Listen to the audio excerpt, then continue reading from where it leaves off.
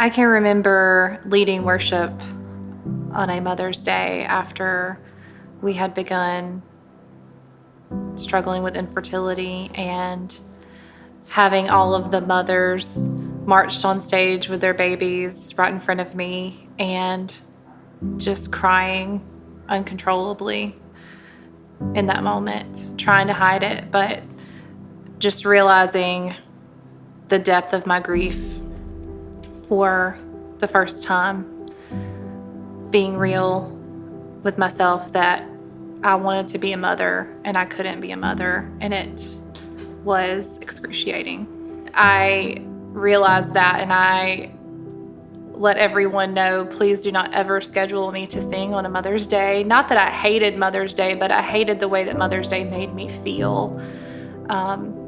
There was something that I longed for and was waiting for that had not happened for me yet. We had a young girl in our home that we were fostering and loved her so much. Just instant bonding and instant family with her, and she felt that with us too. And you know, that thought runs through your mind of, will this maybe be the one that we get to adopt? And you never really know. Her birth mother had become pregnant and decided to give the baby up for adoption, and she chose us to adopt the boy that she was pregnant with. And I'm so thankful to the faithfulness of God, and I'm so thankful that God allows us to come to Him with our grief and with our despair. He is not afraid of our despair. He is not afraid of us pouring out our hearts and asking Him for the things that we long for. And He allows us to wait and to be patient and to have faith.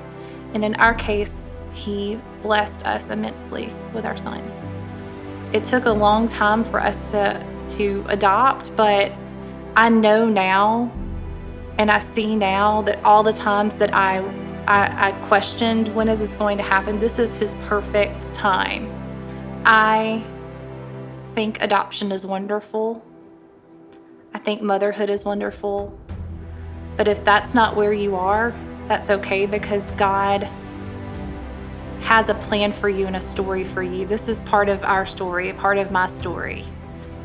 Motherhood is not the end-all, be-all of being a woman, but it is something that I feel God put in my heart to be, and I'm very thankful to Him each day.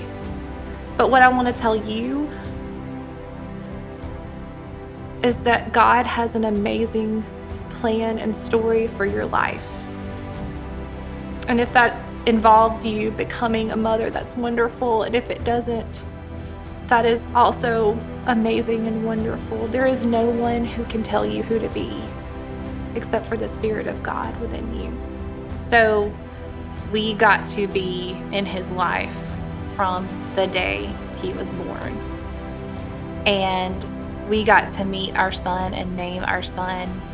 God had already chosen his last name to be the same as ours, and we got to name him Canaan, which is the promised land, the land that was not ours, that God gave to us. And his name is very significant because of his story.